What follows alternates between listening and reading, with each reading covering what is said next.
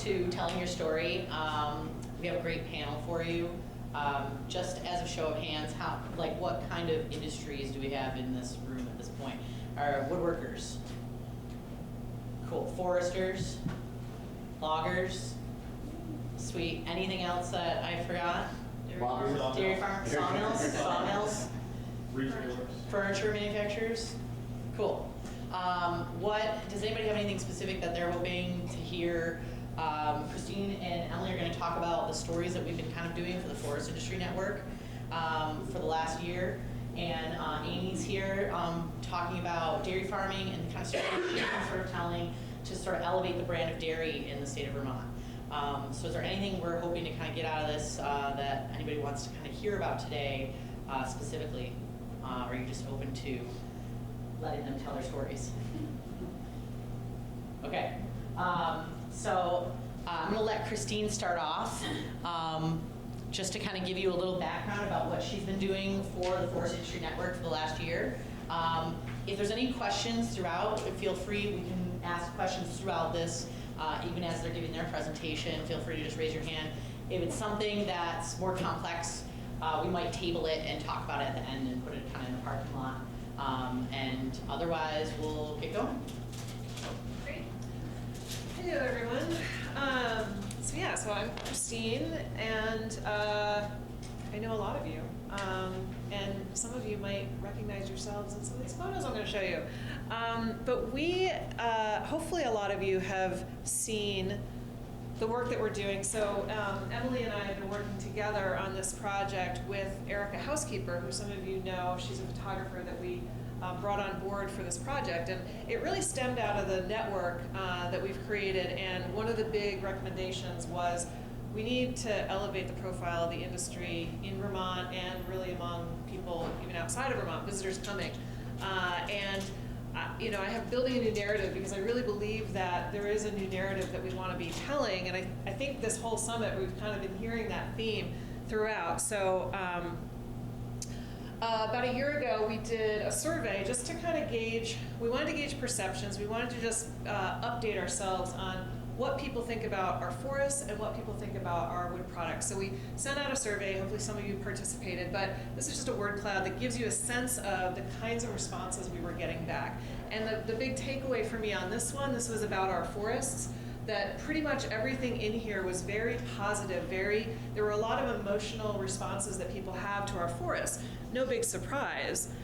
Same thing with our wood products, sustainable, beautiful, quality. I mean, these are all things that we probably as the industry know and believe, but it was good confirmation for us to know that, yes, people really have this, they value the high quality that we produce in the state.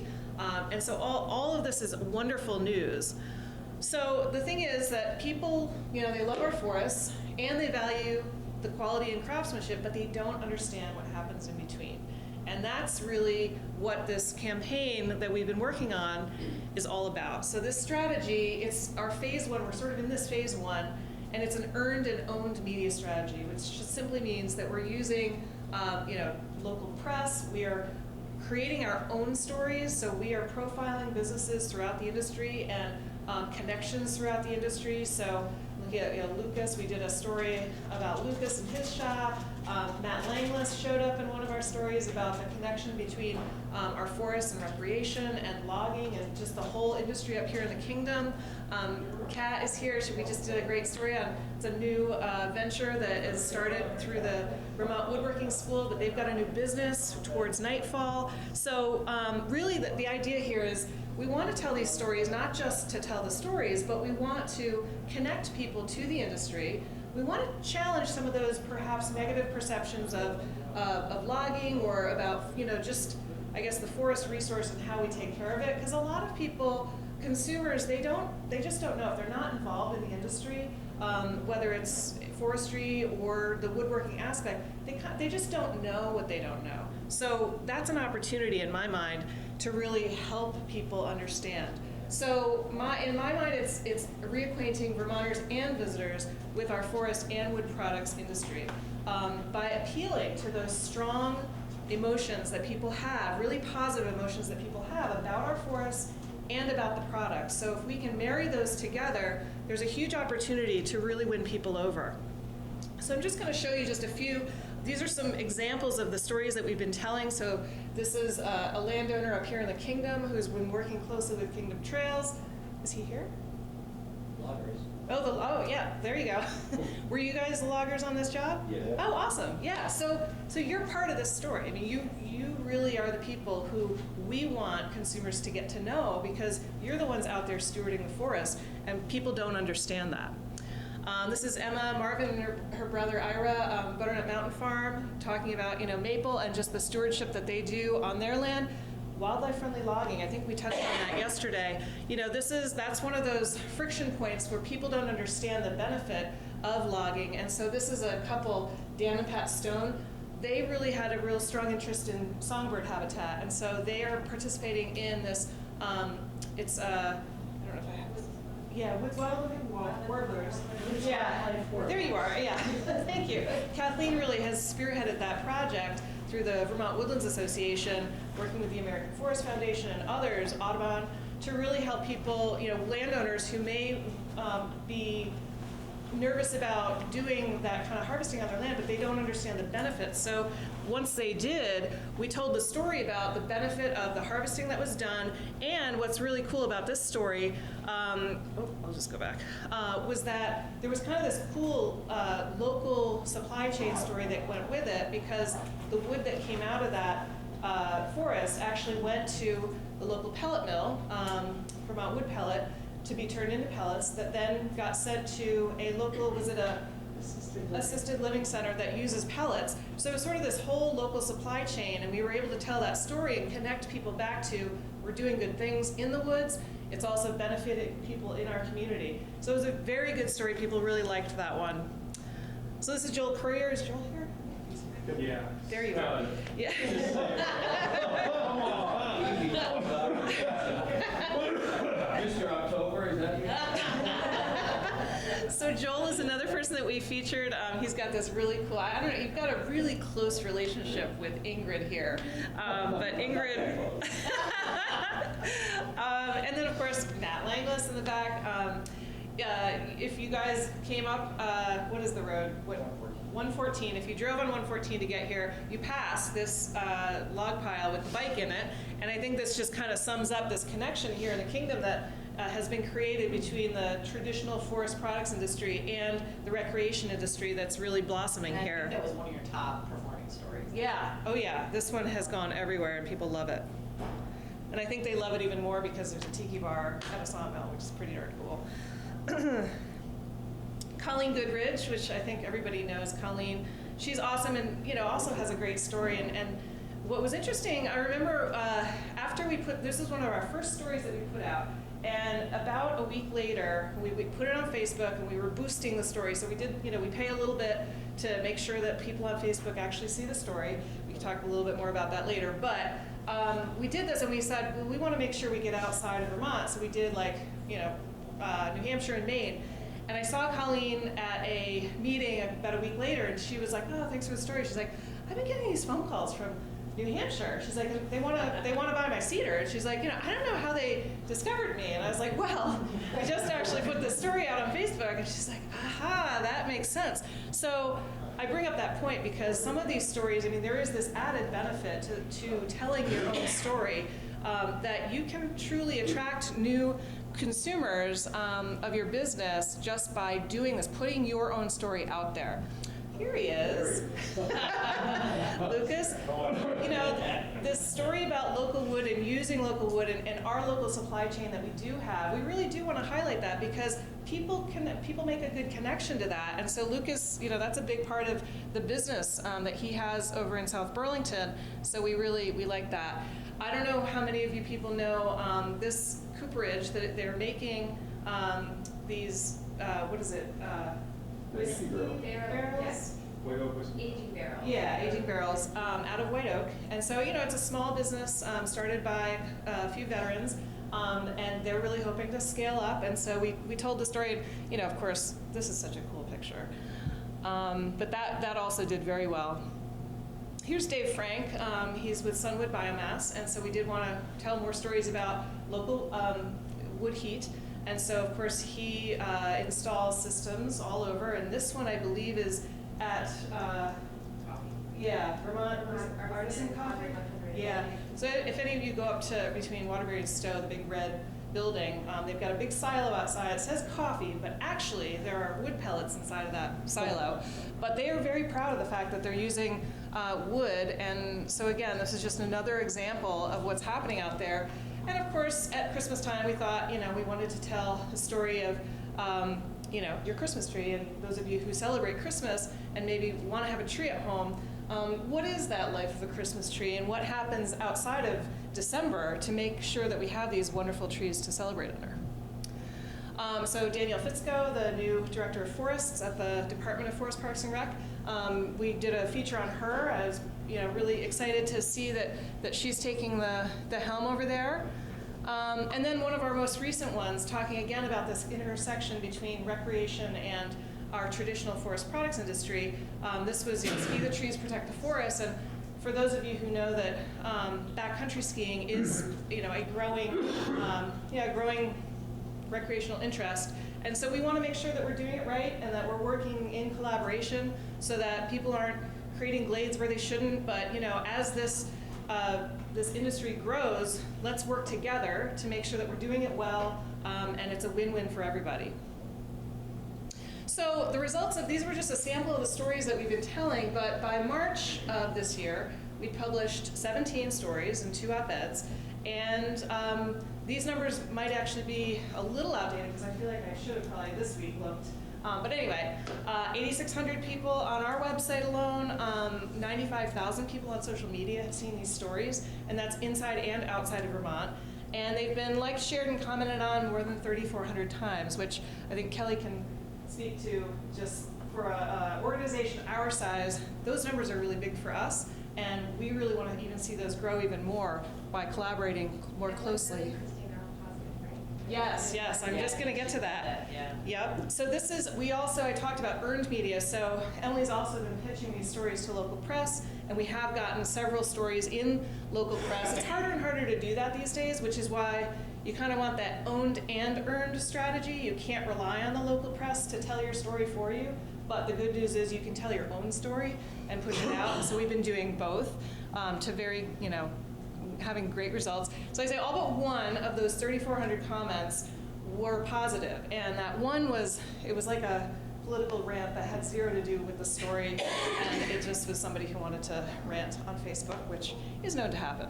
So I'm not really concerned, but I felt like I needed to actually say, yes, there was one negative comment. Mm-hmm. So sharing inside the bubble, this, I like to make this point because what we've been doing with these stories, we've been sharing them with Vermont Woodlands Association, Vermont Forest Products Association, Vermont Woodworks Council, and others. And so I call that sharing inside the bubble because, it's important that the industry itself sees what's happening, and you see your colleagues, your friends, maybe even your competitors, but you're seeing yourselves, which is really important, that we know that these stories are out there for us. And also promoting them, sharing these stories. So Absolutely. As you're seeing these stories, to share them with others and to kind of pass it along. Absolutely. You printed it in my newsletter. Yeah, which has been wonderful, because that's the thing. We want everyone to see images and stories about people they can relate to. That's one aspect. But sharing outside the bubble, I think, is even more important. So what we've been doing is really trying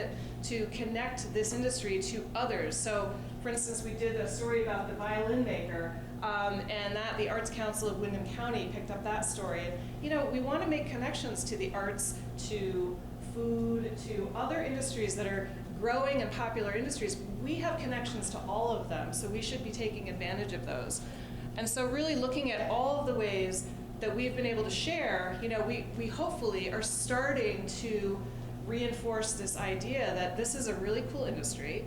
There are some incredible people out there doing really great things, and we're going to keep reinforcing that to try to counter some of the, unfortunately, once in a while there's a bad story or controversy over logging, but that's like so small compared to all the great work that's happening out there. No question. So when you're saying sharing inside the bubble, outside the bubble, like exactly how? What does that mean?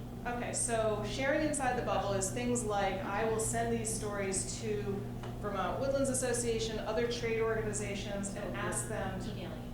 Yep. Either emailing or. Sending them the link. And another thing I'm doing, when we're doing boosting posts, we're promoting them in paid promotion through Facebook and other places. I'm making sure that the target audiences that we're trying to reach are inside the bubble so that we're actually reaching loggers and foresters and people within these associations, so within our own group of core industry, and then also reaching the ones that it's subsects with, like so I'm getting like cross promotion over the others. So like for this backcountry ski one that just came out, I targeted foresters and loggers and anybody working in the forest industry and agriculture industry for those stories so that they would see them on Facebook. But I also targeted anybody that's into backcountry skiing, anybody that's into skiing, anybody that's into mountain biking, any kind of outdoor recreation, so that they're seeing it as well, so that they're connecting the story. So they're like considered the outside the bubble. And have you targeted healthcare at all? Not These particularly. stories, particularly like that outdoor, I think that is such That's a good suggestion. connection for Yeah, us. it is. Yeah. That is a really good suggestion. Yeah. But that's the kind of thing that, we really want to think about, like, what are the ways, how can people relate to this industry and the people in this industry? And so things like people who are interested in health and wellness, you guys have that in spades. Yeah. So again, positive comments 3,400, negative comments 1, and I wouldn't really even call it a negative comment. But the point is, I think we're onto something because, when we started this, I remember thinking, I wonder if some of these stories are going to trigger, complaints about, I don't know, wood heat or complaints about biomass. You've heard the negative comments out there, and I was bracing for some of that, and we just haven't gotten it, which I think is really awesome. So what's next? We want to keep doing this because we believe that this is actually working, but it's just a start, right? We've only been doing this a little over a year now, and that's not enough time. In order to really get the message out there and make sure that everyone is hearing it and it's just being reinforced, we've got to keep doing it, and all of us have to do it. We have to work together to tell each other's stories, tell our own stories, and just really constantly reinforce this. So we want to do that, and building partnerships, we can talk a little bit more about this, but the Vermont Woodworks Council has built a partnership with the Vermont Cheesemakers Council, and actually, Lucas, you could talk about the cutting board competition that has come out of that, and they're going to have a cutting board, they're having a cutting board, cheese board competition that will be judged at the dinner? At the Cheese Fest at Shelburne Farms, and there's a dinner the night before the Cheese Fest, which is all the important people involved in cheese. And so it's funny because The big cheeses. the big cheese, yeah. Is that all sold out? Yeah. And that's for all the that. entries, right? Oh, I don't know about the dinner. Their Is the entries dinner are now No, the out dinner. too. Oh, really? the dinner? I don't know if the dinner's sold out. That's what I asked about, not the cheese board, but the dinner. I don't know. I don't know. I don't know.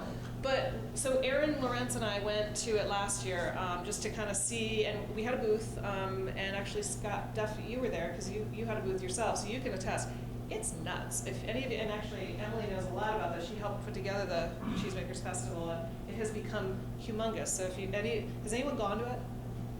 Okay, it's there's like thousands of people, and they're walking around eating cheese just like constantly, and it's a lot of fun. But we really thought it's crazy. I mean, No, people are crazy. I the second year, we came flew from California and brought their own wines to pair with their favorite cheeses. yeah. So like, It's really, and so now more winemakers are becoming part of the festival because wine pairs really great with cheese. But guess what? So does wood. And so that's this has created an opportunity, I think, for the Vermont Woodworks Council and their members to really be showcased as, hey, you know what? If you want good cheese, you got to put it on something, right?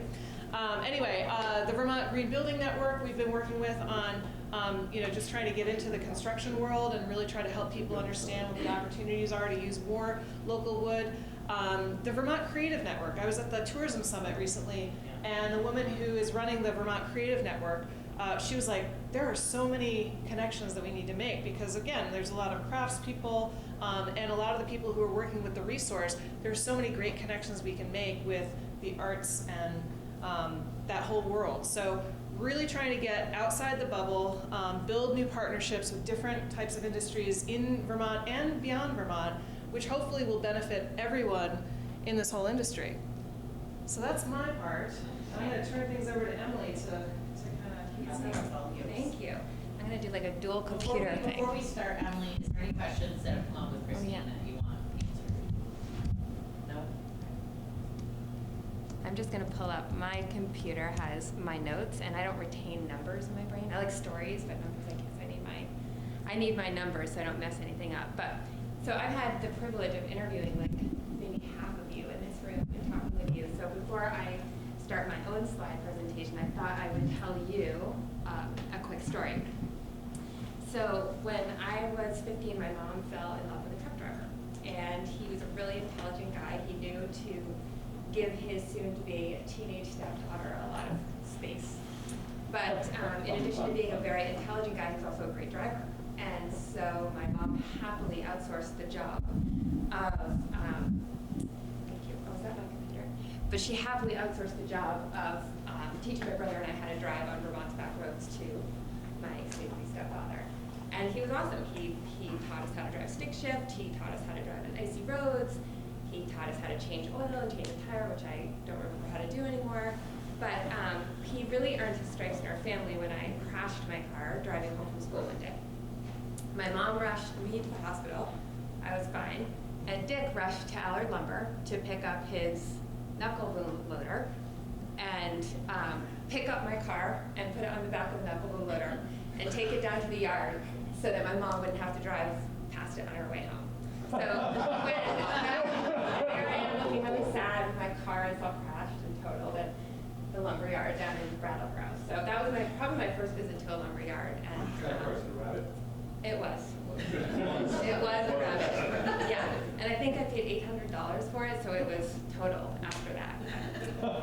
Anyway, so I'm hoping to take what Christine just shared with you all and kind of break it down a little bit, hopefully provide you a little bit of thinking that went into the campaign and the development of the stories that we've done, and provide you maybe with a few things that you can take back to your own businesses as you think about your own stories. So backing way up, when the idea of marketing first evolved, up until about the 1950s, it was pretty much enough just to say, like, we exist and we're the best. And people needed to just know that you were there so they could come and buy your product. That started to change in the 1960s and through the 90s, where marketers started to realize they needed to show people that this product would make your life better. So you can't really read this, but it says you can't beat the feeling. You know, you drink Coke, you're gonna look like these young people. You deserve a break from McDonald's. You work so hard, come have a hamburger to have your break. Or, you know, this woman is just so in love with her Thai product. And that was kind of enough back in the beginning of the marketing world. But if we fast forward today, there is information overload, right? We all know this. There's so much information coming at consumers. The average person actually sees close to 4,000 ads a day. And even though that seems crazy, and you're thinking probably not me, if you think about when you pump your gas and that annoying video goes on, and like everywhere we're inundated with videos or with advertising. So it shifted from this idea that it was enough just to say you had a product or to say that your product was going to make your life better, to this idea that companies and brands and businesses want to build relationships with their customers, and they want those relationships to last for a lifetime. They want to really bring people into their business and into their values and into their brand. And there comes with it sort of an implicit promise that if this consumer dollar is spent with you, somehow you're making the world a better place together. If they're buying into the values that you have as a company and the consumer believes that, then they can feel good about what they're doing and buy into what you're selling, not just on a one-time transaction, but hopefully forever. And all of that is really based on authenticity and trust. So that's where storytelling really comes in. More powerful than any facts or data, which can be very powerful and an important part of storytelling. A great story cuts through all that clutter and provides the consumer with some meaning and some significance. And I think, you know, Christine, I'm going to give some examples, but the campaign that she just showed, that's the goal.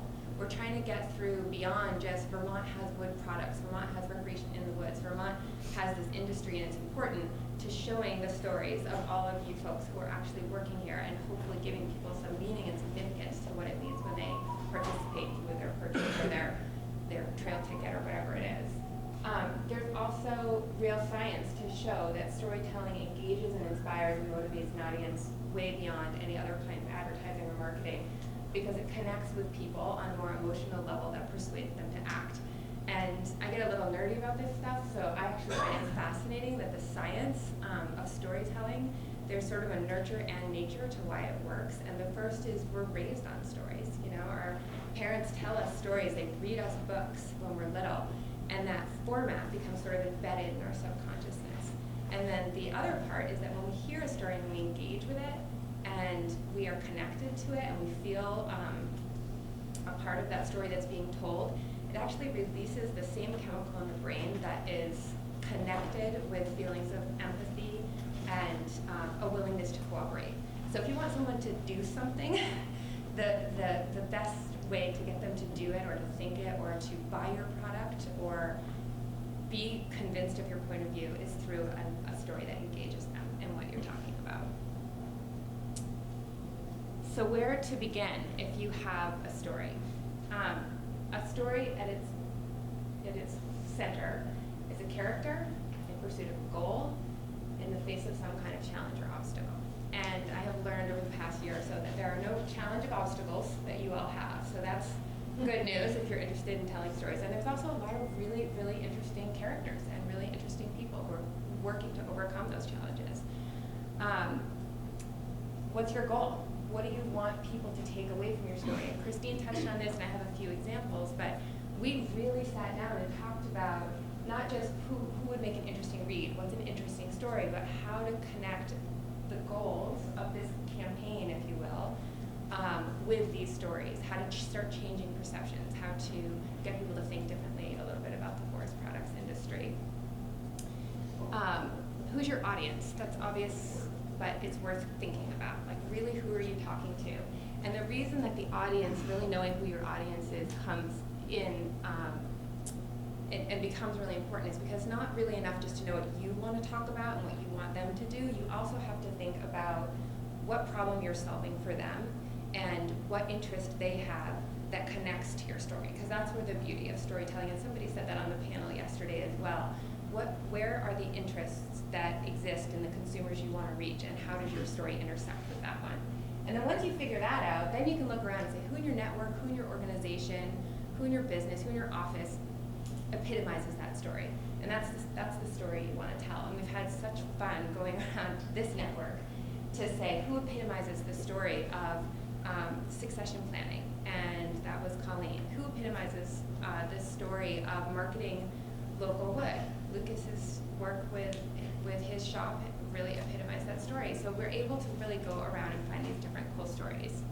And then, a good story will offer a reader a glimpse into who you are and what you value. And I know Christine talked about some of these examples, but I just want to touch on them in a slightly different viewpoint. So Goodrich Lumber, first of all, Colleen's an amazing storyteller, so it was awesome to be able to interview her and tell her story. But the problem we wanted to talk about that we heard a lot when we were looking around for this story was this idea that there's not a strong workforce coming up, that there is an aging workforce, that a lot of people don't have succession plans, and so we wanted to address that problem by finding a really different example. That Colleen's lucky; she's got these 3 boys who are all, I believe, owners now in her company and her business, and taking it on. She's got grandchildren running around, but beyond that, she is with a background in teaching. She's written a book that is going into schools. She is talking to tech centers about the kinds of jobs that are out there. So this story not only talked about the values of the Goodrich family as a starting point, but hopefully also started to connect the reader to the values of the industry as a whole. That was our goal with that one. Again, Coleen touched on this, but just very quickly, in fact, she went into quite a bit of detail, but the idea with this story was to take this stone property and really show how logging is done in a way that is not only not at odds with the wildlife in the forest, but that a harvest can be done in a way that benefits and improves, in this case, habitat for migratory songbirds. Vermont Farm Table, who's another one of my clients, and we're one of our very first interviews. I love this picture. This is the Glasgow family, Dustin and Jess and their 3 kids, and this is a new product that they are just launching.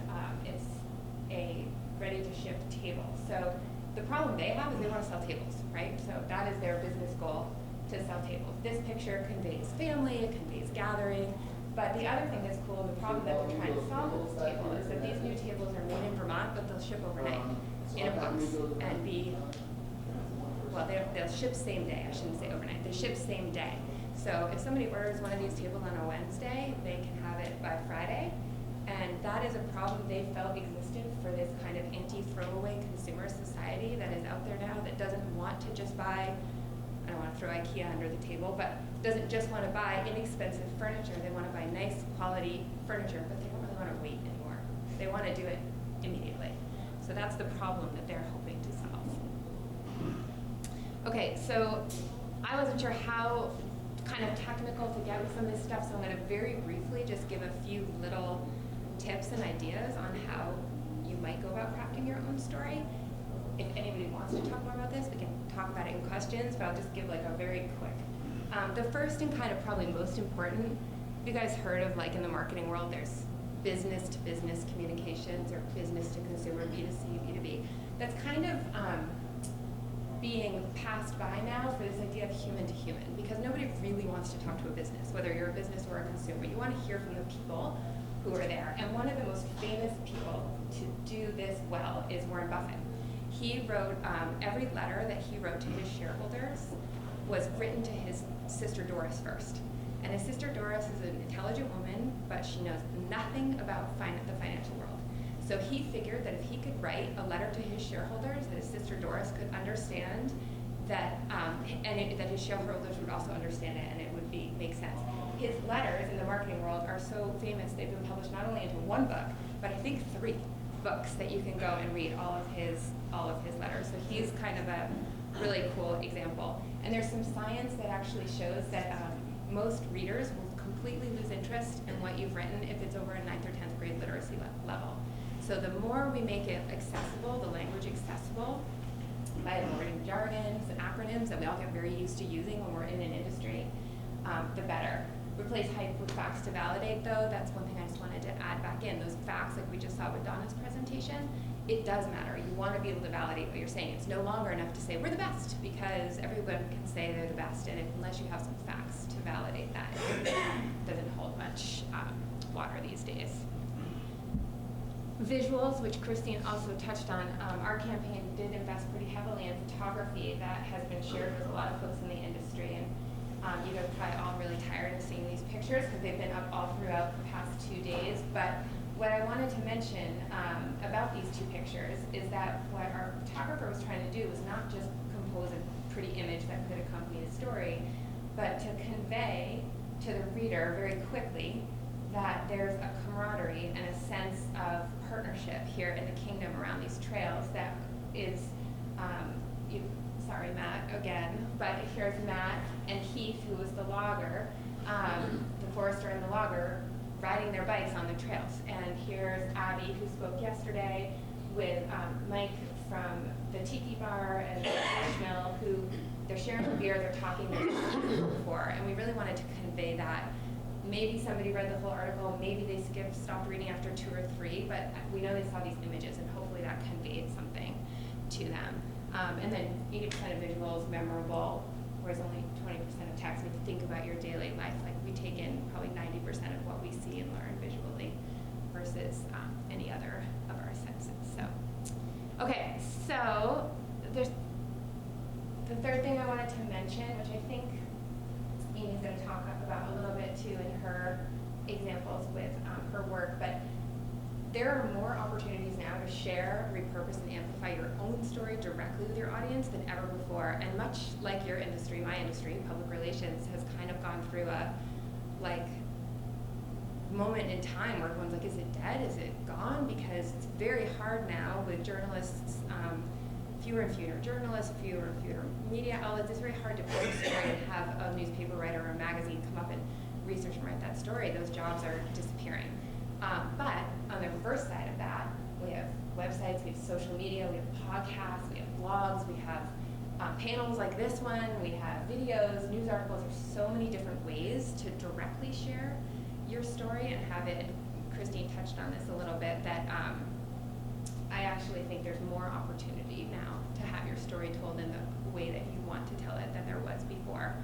And I'll just leave you with the two strategies that I think will always endure for marketing your brand or your company, and that is, one, create a story that's better than whatever your competitors have created. Like, create a really, really good story, and then get it shared by third parties. And that has been sort of the basis of what we've been trying to do.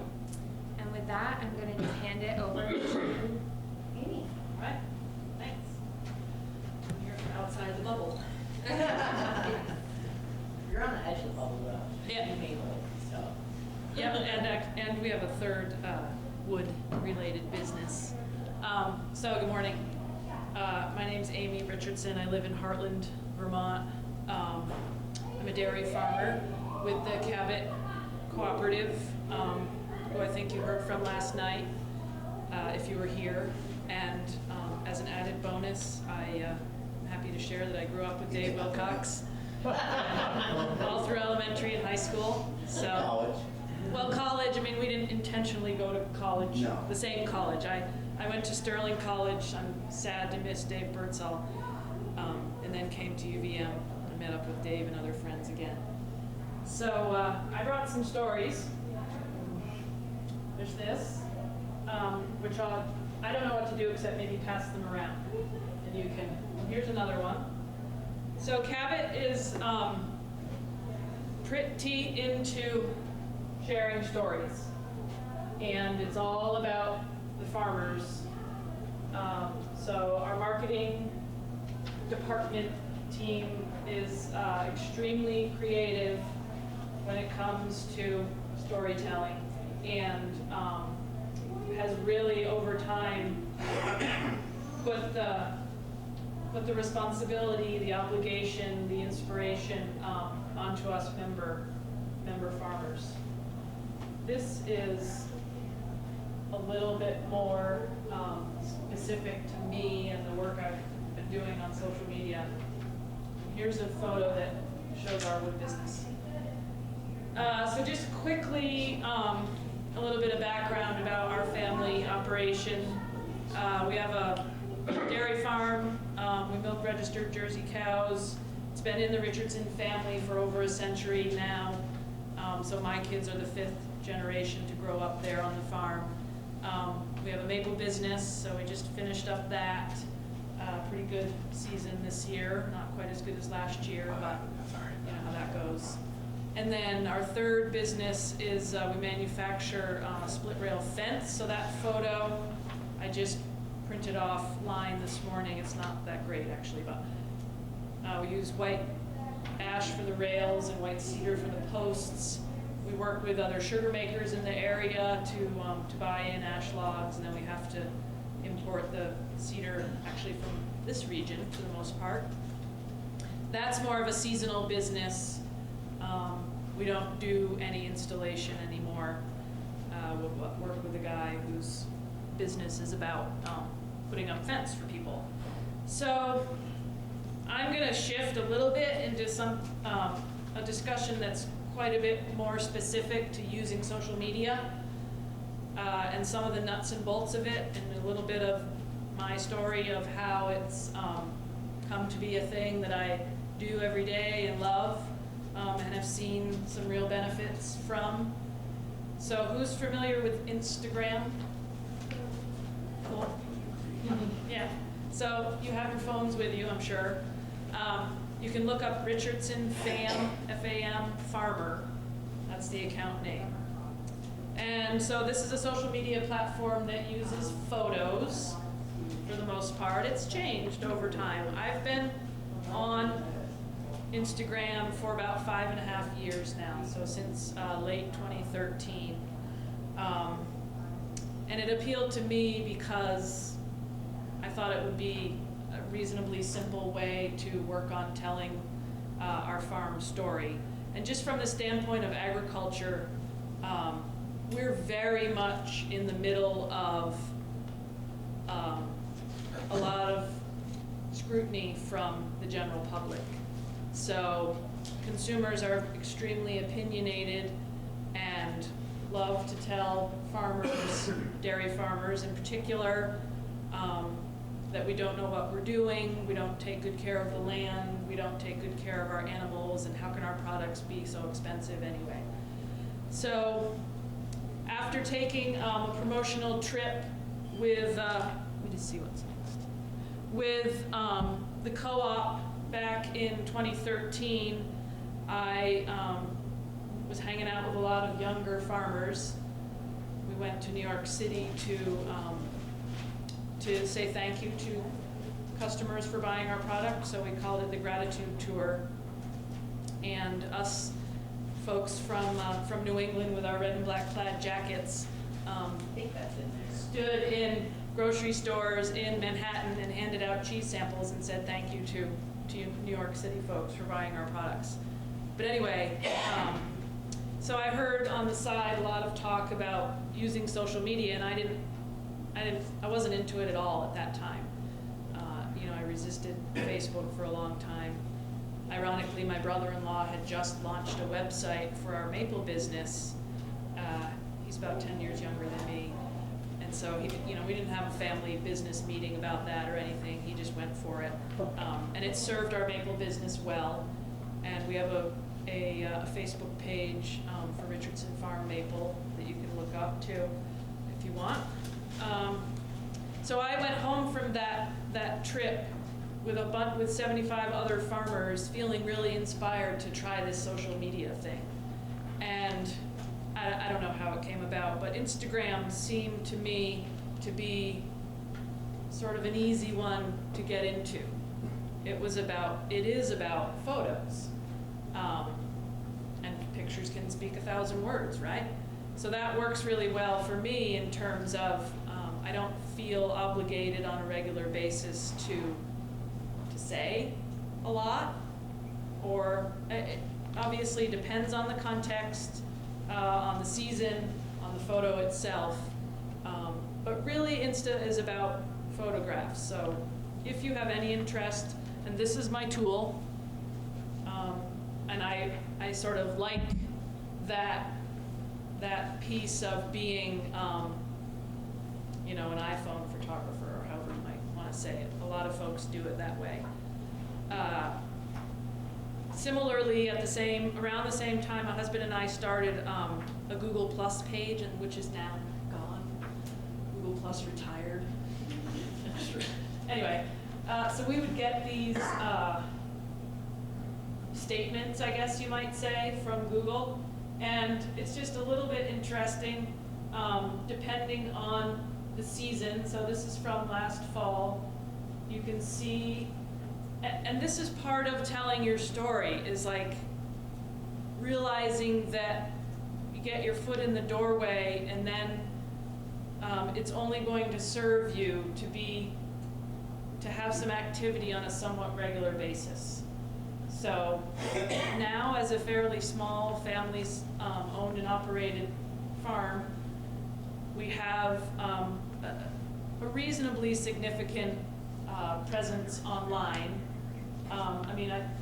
That's pretty impressive to me there, just for an average day.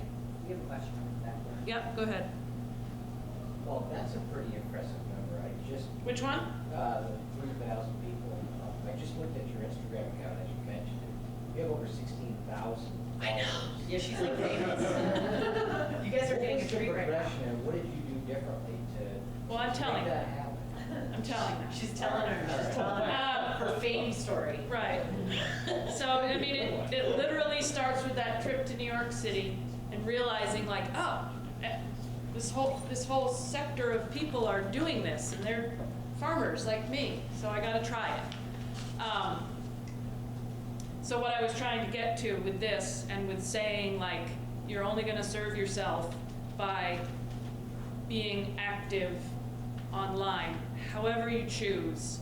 I have to milk cows every day. I'm not a trained professional in this field at all. And I insist on remaining humble about it. yes, I've had some success, but a lot of that is attributed to the marketing department with the co-op that I'm a member of. I mean, I'm not going to pay to make a book about my family's milk quality award, but they did, so I can use it, so that's awesome. So you know, as far as just kind of the logistical nuts and bolts of how these things work, it's a process of building your story, building your presence online. So we have the Richardson Farm Maple website. We have Richardson Farm Maple Facebook, and then I have Richardson Fam Farmer Instagram. And we live in an area where people come visit seasonally to see the leaves and to go to the cheese shops or whatever. Heartland is right next door to Woodstock. So one thing I've learned over time, to back up a step, I've only been to one formal workshop on using Instagram to promote your farm business. But it's kind of a universal message that they gave. So that was, figure out your message that you want to share and stick to it. It's totally fine to commit to whatever your message is. And I'm a firm believer that there's room for all of us on the internet. I mean, it's not going away, and neither is social media. And certainly as practitioners of agriculture and in the wood industry, we need, I speak really deeply from agriculture, we need to be the ones to tell our story, to tell the facts about our story, instead of someone else who's less informed. And that's a really key point that I always think about. It's got to be the farmers and the wood industry folks telling our own stories, along with those supporting us who are informed like we are. So anyway, the workshop, figure out your message and commit to it, and use good quality photos. That's pretty big, and it is possible even with an iPhone. And be consistent. This takes time. You'll see over time that people will gravitate towards certain content. For me, it happens to be Jersey cows. I mean, how could you not love that? Right. So, Wearing sweaters. And people are really fickle. I've learned that as well. So, I post a photo of my dad drawing off syrup, and that's good. That gets, some attention, some interaction, but basically nothing beats calves. And then when there's green grass involved too, that's even better. But good quality photos, and then being consistent. So in the social media world, I'm assuming we all have some inkling of knowledge about using social media. It's just a constant stream, right? It never stops. It never sleeps. I'm not a millennial. I've come to realize that they're on a lot more than I am. But if you're trying to tell your story, you build a following and they have expectations. And so if you want to be part of this, it will only serve you to pay attention to those expectations. Quick question, how many minutes per day would you say you're on doing whatever you do? Right. It's more than minutes. It's up to hours now. It's hours per day? Yeah, you can quickly check something while you're waiting for your turn to speak at a meeting. I cheat on purpose a little bit, so I have a no contract phone, and so I buy a plan each month with a very small data allowance. So I'm limiting myself a little bit that way on purpose so that I can't use my phone all the time wherever I am. So I usually use Wi-Fi. A few hours a day is what I'm at right now. A few, more than 5? No, not more than 5. Generally 2+. But to me, like, that's what that's what is a good result, I guess, of my time spent in my mind. So you can see how people are visiting our website, looking for directions, calling. It varies by season what they're looking for to see. And with this, the more you're active, you know what search engine optimization is? Vaguely.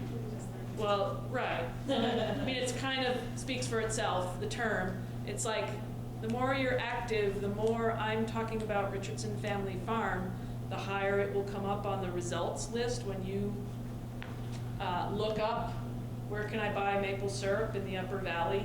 Or where's a dairy farm that's sort of near, Woodstock or whatever. You know, as you're talking about the time, a few hours a day, it's just one more category of tasks, of jobs that you do. You have to sit down and spend time on your accounting. Now doing this self-promotion, that's what this is, it's just that couple hours of time that you have to spread. You have to make that decision. Do you want to put that time into something like that? Well, it is marketing, so It's totally you need to marketing. market your business in some way. So she's picking this as a channel. This is the channel she's picking, and that's the outlet she's picking to do that marketing. So whether you're spending it using Instagram or social media, or you're deciding to do print advertising or wherever, think of it as just another media channel that you're picking, and this just happens to be owned media that you are then also gaining earned media off of by people sharing and amplifying that. Can I throw one Did you- more Yeah, thing out there? Emily. Just Yeah. one additional thing. I think one of the coolest things for high school jobs out there would be to walk around with an iPhone and take pictures and post them on an Instagram channel for you. There was a tourism-related client I had that did that, and I think it was like a free internship. And I think maybe they paid, I don't know, whatever internships pay, but this kid walked around the resort all summer long, taking pictures of everything that was going on. And it was because Instagram for a high school student is the most intuitive thing in the world. Like, it's been attached to their phone for at least 5 years. And so yeah, there are ways to engage maybe younger folks, as long as they're doing it in a way that keeps your message and your tone in line with what you want. There are ways to outsource some of that. So I would like the follower's question, do you use hashtags? Yeah. And do you see that? That was another thing I learned actually from, thank you, some of the Cabot marketing What other folks. things will follow on that? Okay. And I don't know how much nuts and bolts to get here, but just from my own experience, yeah, so hashtags, for those of you who aren't familiar, are like a search method. So for me, I always use, and hashtag is literally like the number sign, hashtag Cabot Farmers. I always use that. And I always use Jersey cows, and I always use Vermont Life. So if you were, a random person interested in Vermont Life, then you can look up that hashtag and it'll give you an entire gallery of photos. Some are about farms, some are about skiing, some are about mountain biking, some are about foliage, blah, blah. People actually follow the hashtag. Yeah, you can follow the hashtags, right. What I have been told by the real experts is that there's an optimal number to use with your post. And I don't have an example of a post, but if you look at my account, you can see. So it's not like 25, and it's not necessarily like 2. So what I recall them saying was that about a half a dozen, and so that's what I generally do. And I've learned over time that you can mix in like a really general, like the word Saturday, as another way to get exposure to your specific story that you're sharing. But if someone's just looking up Saturday because they're sitting at home watching TV on Saturday, they might happen to see your farm picture. So what about getting picked up like print media? You passed around that article. Yeah. A nice article, and they're talking about you using Instagram. And I'm Right. guessing a whole bunch of people pulled their phones out, right? Is that right? They did. That So was did really your cool. numbers Yeah, really come yeah. I down? gained about 1,000 followers out of that, which was really exciting for me. And I do have a significant following. Not the biggest farm account in Vermont. There's a couple others that are bigger. One of the bigger I think I'm the biggest Insta account in Cabot Co-op, and it's still really a novelty to me, really, to open up my phone and be like, oh, 6 more followers, wow. Did you see huge jumps at a time? Like you said, you saw like 1,000. Did you see like 2, 3, or was it just a general? No, it's been a general sort of flow, or even trickle. Something like a Cabot event, or that newspaper article, or this other photo here on the right is from a trip that I took last year. And so this is just sort of a sideline story to my story. For me personally, using this social media platform has given me the opportunity to make friends or connections from around the world. And so as a dairy farmer in the ag industry, and I assume in the wood and forest industry, it's really amazing and inspiring to talk to people from around the world about similar topics and issues and challenges and things that you celebrate. It's very, very cool. And that was something that I didn't really realize in the beginning, but it's basically there waiting for you. It's such an amazing community. I think this platform is a little bit more special that way. I don't know, my husband's into Twitter, and so he really likes that community, but it is its own very special thing. And so last year, I took a trip to the UK. As I said, I'm not a millennial, and I've had a strong feeling the whole time along that this virtual friendship network is great, but it's totally not enough for me. I want to be able to, to shake people's hand, give them a hug or whatever it is, and say like, we're both farmers and it's so good to meet you. So I did a little bit of fundraising, and I actually got a grant. I tied some educational outcomes to this trip, and I went to Northern Britain for about 2.5 weeks, and I actually met like 10 farmers that I'm friends with on Instagram. Cool. That was just, yeah, I mean, it really changed my life.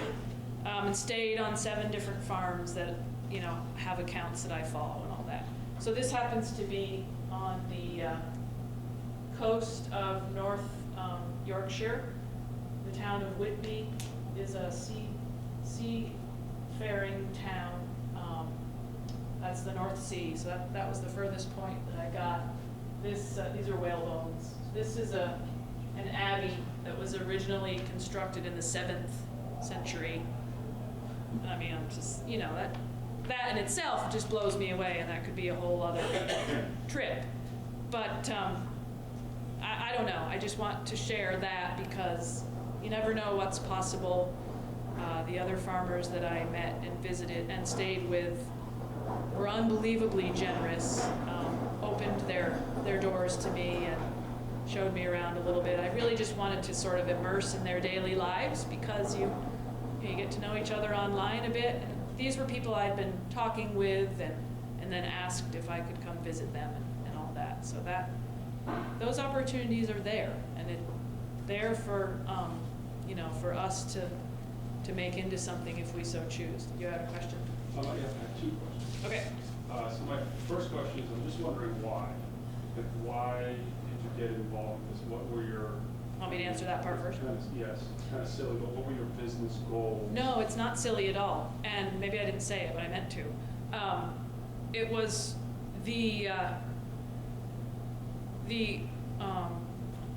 suggestion or like strong encouragement, not begging, but from the co-op. So from the dairy co-op that we're part of, as a sort of, not a reaction, I can't think of the word, sorry, as what can we do as responsible farmers to counteract or to bring balance to what's out there in the world of consumers who are buying dairy products. So my example is very specific to my industry in terms of uninformed people talking about what I'm doing all the time online, on social media. So our we have just under now 900 members across all of New England and upstate New York. So if each one of us could, take a few small steps to share openly and publicly about what we're doing on our farms, the idea is that that will benefit our business as well as our more local networks and connections that we all have. So yes, I wanted to just emphasize that because really Yes. for the forest and wood products industry, that's exactly what we're trying to do with the stories that we're telling, and that all of you could be participating in and telling your own story because it begins to amplify. And if 900 dairy farms are telling the positive story that's out there that people aren't hearing, it starts to change the tone, and that's exactly the kind of It thing shifts the narrative. Yeah. And so she's elevating the brand of dairy, so that way people are then hopefully purchasing more Cabot cheese. So the notes that I took Right. from Emily and Christine were, buy our product, it will make your life better. That's like the biggest banner. And the authenticity and trust thing. And that everyone has a story to tell. I mean, that's it right there. Yeah. And when this opportunity came about for you to speak, I was like, this makes sense because you're doing what we want to do for the forest industry, but you're doing it for the dairy industry. And both of those industries have challenges in public perception and awareness and education. Sure. And in order to change that, you have to do it as a group or else it doesn't succeed. And so that's what Cabot's trying to do. And by having people like Amy who are really on the ground doing it day to day, showing what her real life is like behind the scenes, people get to see that.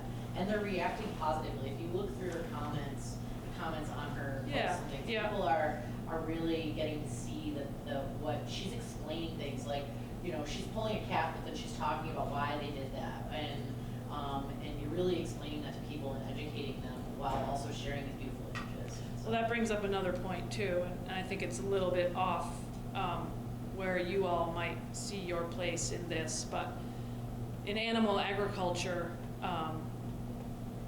there's a whole contingent of farmer folks who have taken on the role of advocates, we call them. So advocates for agriculture, and they've made their social media presence really, really about educating and dispelling myths and talking quite a bit about what we're doing and why. And I actually have made an intentional choice not to be that way. For whatever reason, I don't feel articulate enough, or it takes more time. You're also inviting the negative folks to find you. So that's been a road that I haven't chosen to go down.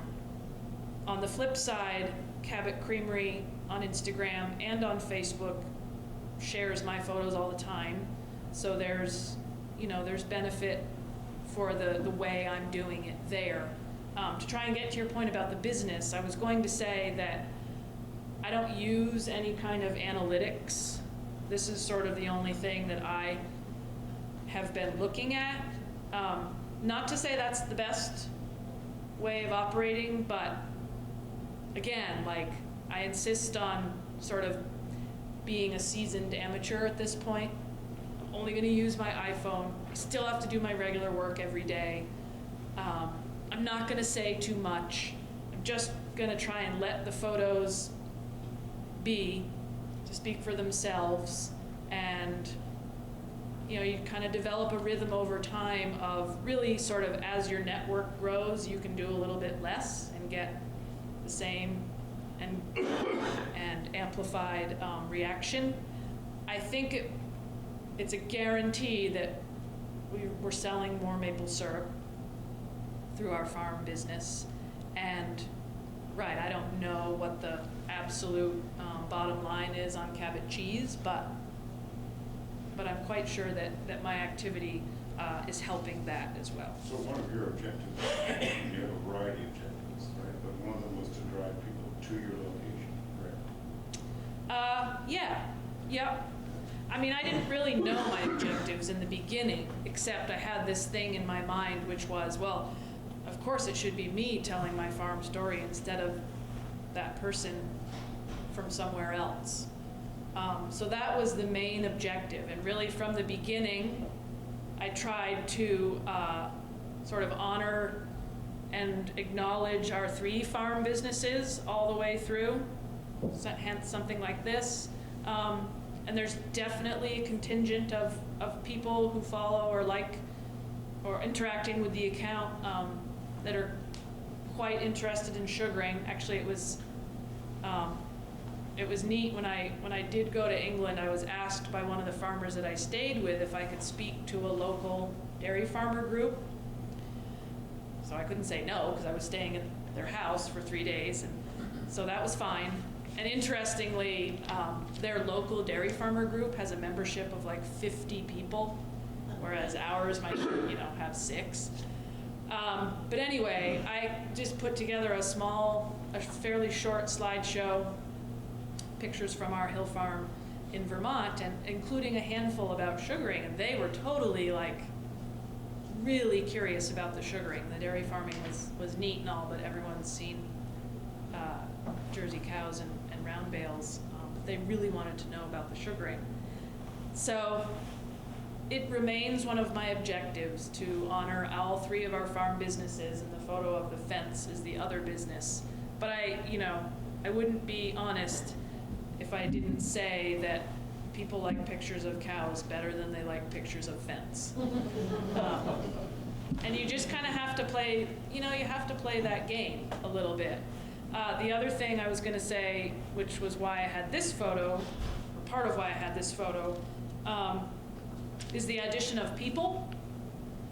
So while I say in one breath it's all about Jersey cows, there's something about people too, and I think the examples earlier really shed good light on that. Our farms and our forest industry is not viable without people, and I really resisted the people thing for quite a while. And again, like trying to honor everyone in our family, and specifically this farm-based content, I felt like it needed to be mostly about the farm operations and the landscape, and less about the people. So I've sort of relaxed that a little bit, and if you see the newspaper article, there is a picture of me in there with a strategically placed emoji. And that, as an aside, I will say, was a personal effort to support a global campaign, which is about bringing awareness to mental health challenges and issues. So this really creative Instagrammer from Australia uses risque photos of people, a lot of them are farmers, not all of them, to get your attention, and then they go on to talk about a different really important issue. So I did that with the hope of being shared onto their page. I wasn't. Maybe it's because I had the maple syrup jugs in my hands, I don't know. But that brought me a lot of reasonably good attention as well. And when the Free Press asked about writing an article. Did you see your followers jump after the... Yeah. And when the Free Press... syrup pick? When the Free Press wanted to do the article, and I had a great time with that writer. We talked on the phone, and then she came to the farm, and then we talked on the phone more. We emailed, and it was all said and done. And she was like, well, we need a photo for the sort of the headline of the article, can we use that naked farmer photo? And I was like, oh, I have 1,000 photos in my Instagram gallery. It still stands out. But I get it, yeah. So the addition of that, my point was the addition of people, I would think this would work for you all quite well, in terms of, you know, your content is really about your work in the woods and with the woods, machinery and wood. The addition of people is pretty interesting in the way I think it sort of makes it all more real for a lot of the general public. And for me as a woman farmer, that's a whole other side story as well. So I think it's an important addition, however you see fit. That's a very good point and observation, is that, you know, you look at some of these great photographs, and they just have all of these nice landscapes. Yeah. But the people aren't in them. And that's really an injustice in the sense that, Right. you know, we're here, we're part of this ecosystem. Right, and- of this and landscape. it also adds character Yeah. and context, because people are like, wow, look at that person, what's in that picture, we're in this beautiful place. You know, and that's an earlier thing that you said too, is everyone has a story. Yeah. And that's one of the most important things that I do as a consultant, because I work with all these variety of people, and I want to know their story. I want to know my logger story. I want to know my mill story. And that's where you really get some nice bonds with people. You start to hear their story, and kind of find out a little bit about that. Well, and that's why I felt so strongly about wanting to meet people. Yeah. You sort of intuitively build a closer connection with, I mean, 16,000 followers is great. Obviously, I don't talk to all of those, and they don't all talk to me either. So there might only be like 2 or 3 dozen that I've really had a conversation with, and then, you know, 10 that I ended up meeting. But it was definitely about the human connections we made and the stories that seemed so similar, even though we were in different countries. Farmers love to talk about the weather, sorry. The feelings of you wanting to meet them Yeah. are also mutual, and that's why I think as you started posting more fit pictures of yourself and of other people that work with you, they want to meet you. So Yeah. they start to be fascinated in your Oh, imagery of who you are, and they're wanting to meet you as much as you're having that feeling of wanting to meet them. So that's another, like, It's really important. And when we were working on the forestry stories, and when I was helping promote the summit, you know, I'm going back through all the images that you guys have taken for the last year, because I just started in October. So I'm looking through these pictures, trying to select pictures that I'm gonna use for ads and things like that. And I'm always gravitating towards the ones that have a really great photo of one of you in the photos. So that's why you then see an ad with your face on it that's like, go to the summit. Because I know that like someone else, if they see that, they're gonna connect with that more than if they just saw someone else. They're gonna connect with the guy that's like in Skidder doing something and you can see his face. Because they're gonna be like, oh, that's me too, maybe I should go to that summit. So I'm looking for photos as I'm looking for pieces of marketing materials after the fact, after we've done all these stories, that are like, you know, we have a wealth of images that Erica Housekeeper took, and they're just wonderful images. And you'll look through each one, we have them like categorized by each job, each project we worked on. So I'm going through the files and looking through, you know, 20, 30 photos, and I'm like, oh, that one with that, his face is great. Because it really appeals to me, and also it's just my unconscious bias that I'm like, I want to see the photos of the other people. And that photo with that face tells me something more than the photo of just the tree. And even though people are like, oh, you're taking my photo, or oh, another photo of myself, other people don't feel that way, so. I would also add up to that, because I think that building those relationships is really important. It's a two-way street. All relationships are two-way streets. And particularly in an industry that does occasionally get a bad rap, the more that you can show your own faces, it's harder to be angry at a person.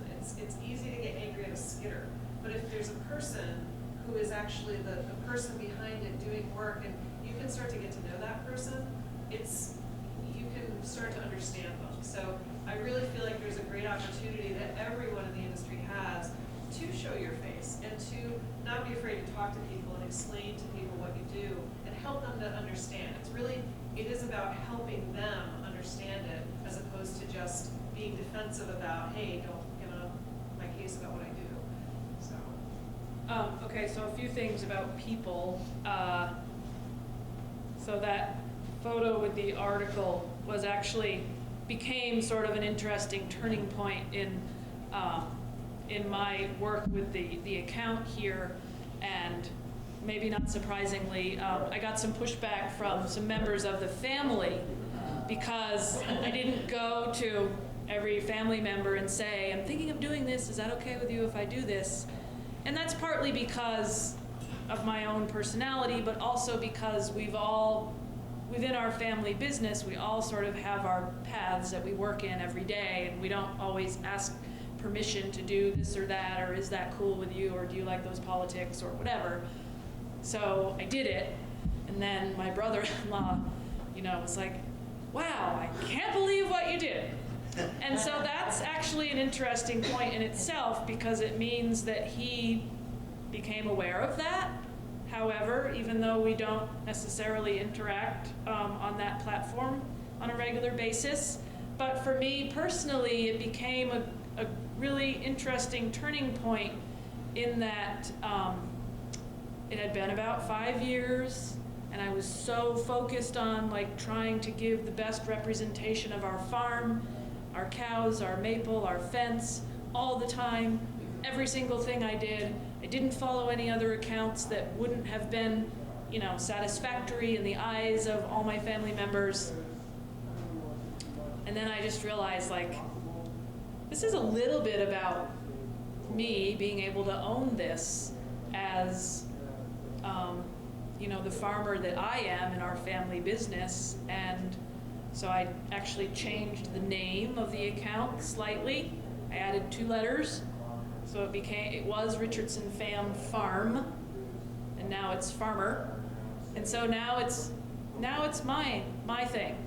And I still am sort of doing it from the context of where I've always been, because it's about being in our dairy co-op, it's about being a dairy farm in Vermont, it's about making high quality milk that goes into Cabot cheese.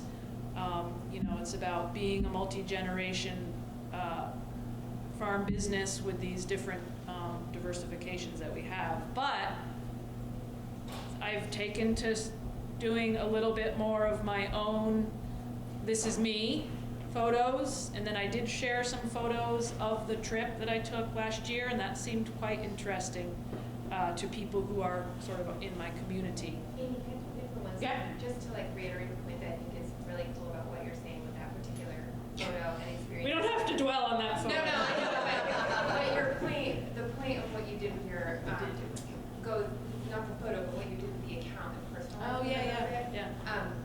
Really back to one of the things I was trying to touch on, which is this concept of authenticity and trust, and the way that consumers in general start to build confidence and trust is by relating to another human being. Yes. Yeah.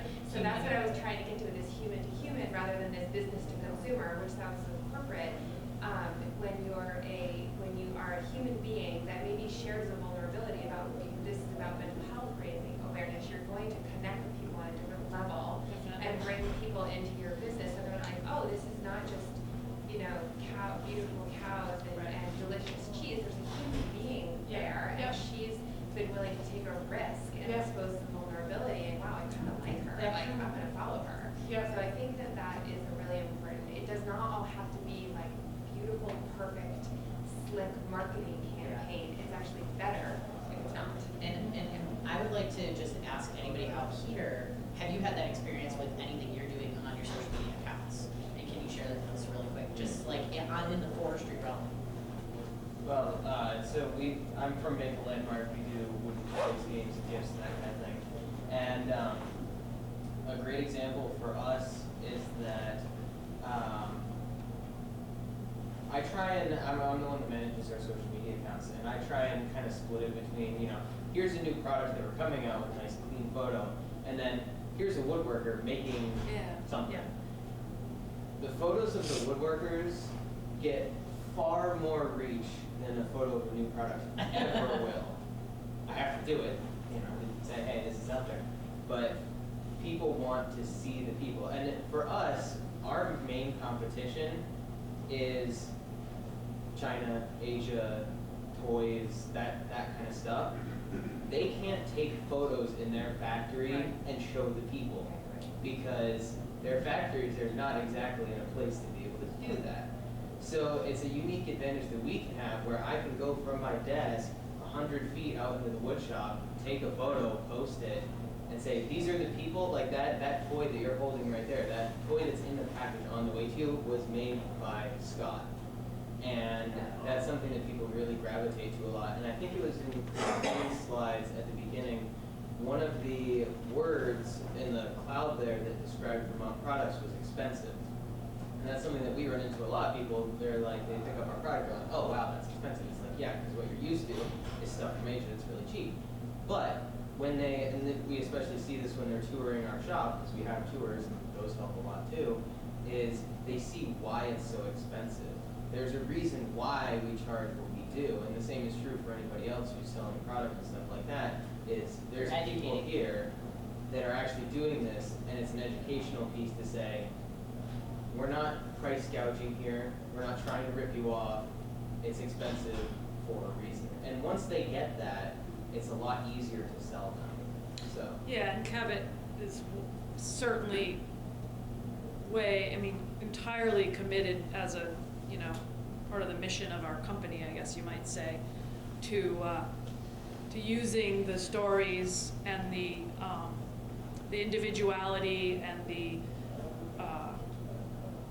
not just another number of the member farmers and farms as a way to promote and sell, yes, our products, but really creative ideas with, you know, bringing farmers to different events, having different kinds of reward programs where people can catalog points and then possibly win cheese at the end of a period of time, using farmers to do random acts of cheddar. I don't know if you've heard of that one, but that tends to be an urban activity where some Cabot farmers will go to like a fire station or a Habitat for Humanity or a YMCA in Philadelphia or in New York City and just like show up and give them cheese. And it's, when I was in the grocery store in Manhattan, you know, people were like, oh, you work for the company. And I would say, no, I'm one of the farmers. And then they would be like, what are you doing here? well, yes. And they, Was that weird trend where babies were getting cheese? no, that was way before that. Is that the question you had? No, it's not. We've been talking a lot about the benefits of social media. I guess it would open up to everybody. What are like the top 3 pitfalls that folks that haven't really dove into this yet could come away with? Can we start with, or you can start with you and then let's go with Christine. I'll just say the commitment aspect, I mean, the time aspect is really, it is a reality.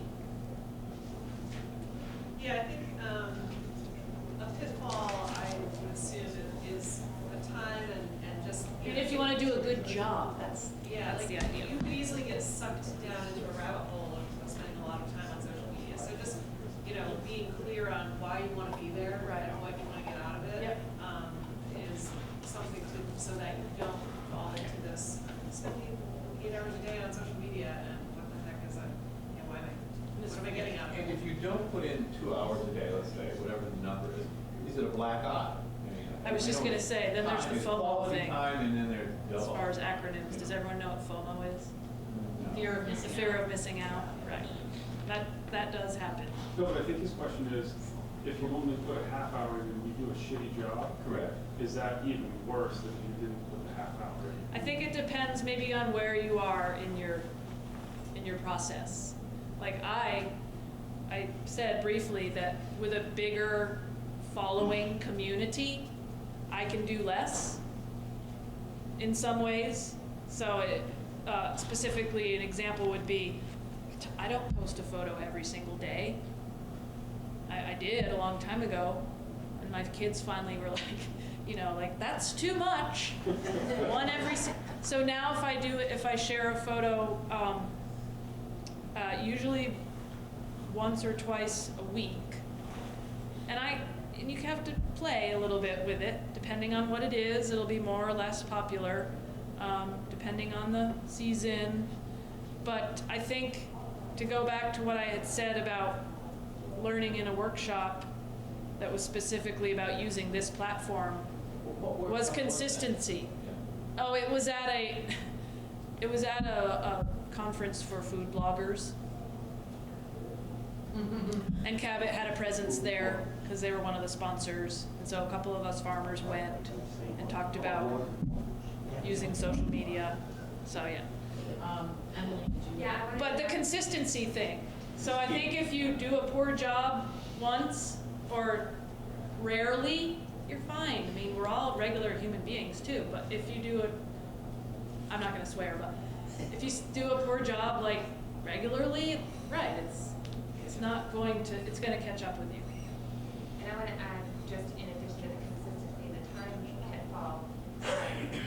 Every social platform and every opportunity has a different audience and a different benefit and a different negative to it.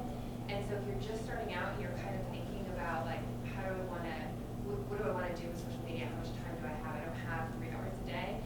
Figuring out which one of those platforms is reaching your audience is probably the number one thing I would say is what I would advise my clients to do. And each one, if you do a Google search, you'll get all kinds of information. But Instagram tends to be about beautiful photos. Twitter tends to be about things happening in real time, and you want to respond quickly with 140 characters. LinkedIn is more about businesses and Professional speaking to one another. Facebook, I don't know what the heck's going on with Facebook, but like, seems to be a place where a lot of people really rant, but it's still important. Instagram still the winner and driver. Still the winner.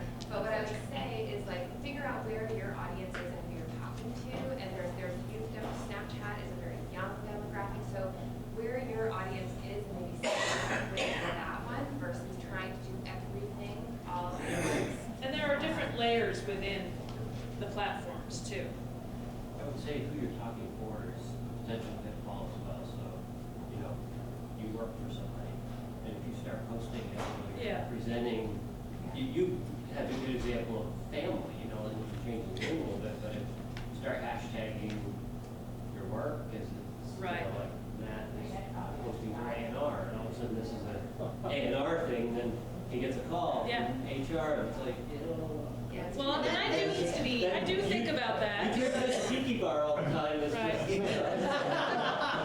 I think that's a really good point. I mean, as a member of this farmer cooperative, I totally think about that. And for larger companies, they should have like a social media policy in place where you should talk about it. I came from an agency where I was their social media strategist, and a lot of companies did not have that in place. But the human thing is important, and talking from a personal aspect is important. So working that out before you start going crazy with it, if you're working for a company, and making sure that that's okay, that what you're doing, and talk about what's okay and what's not okay.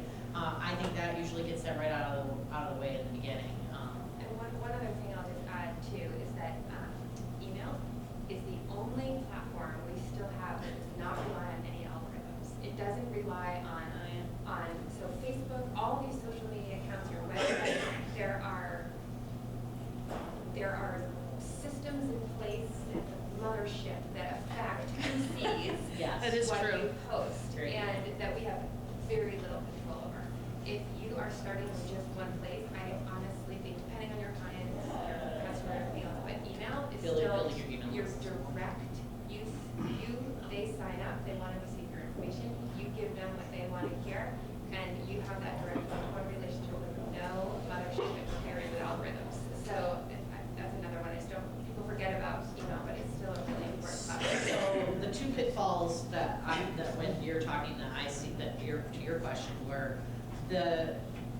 when she was talking about the social media platforms and picking, the pitfall I see, or what happens commonly, is that you want to do social media, so you sign up and try to do every channel. at once. And so I feel like that's the biggest pitfall, is trying to do them all and being stressed out about it and saying, I gotta spend 5 hours a day on this. I can't spend 5 hours a day.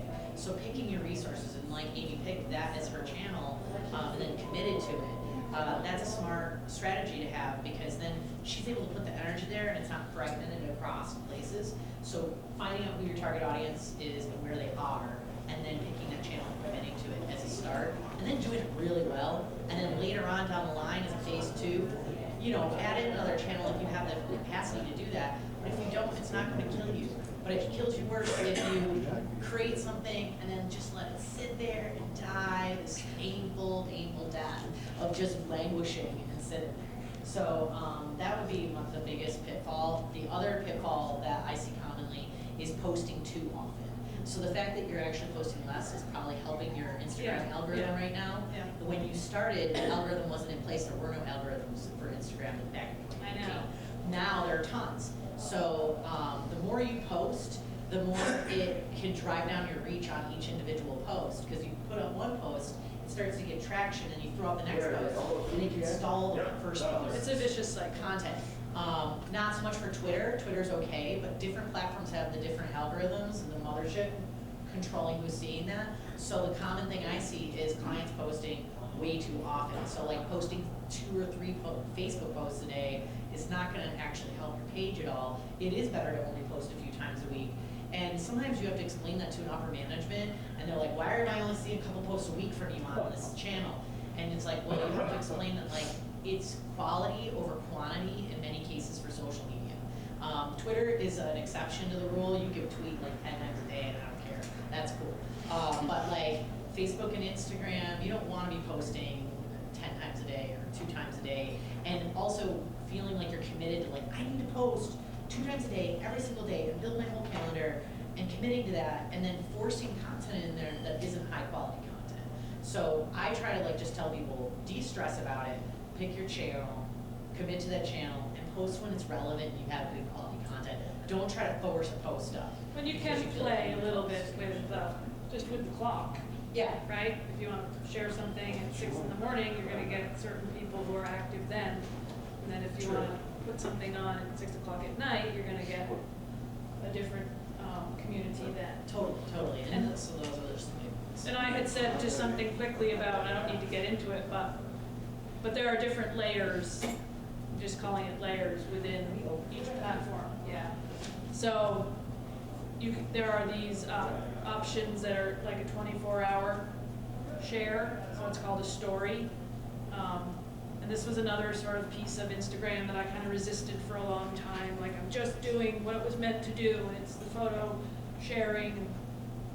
But the other embedded layers in how it all works really allows you to potentially share something a little bit different.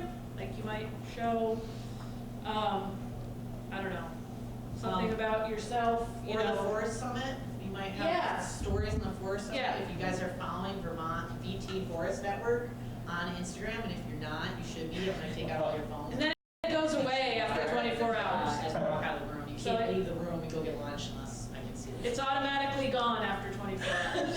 So it doesn't go into your permanent gallery of what you've posted. Yes, I've done that already. Well, thank you very much, everybody.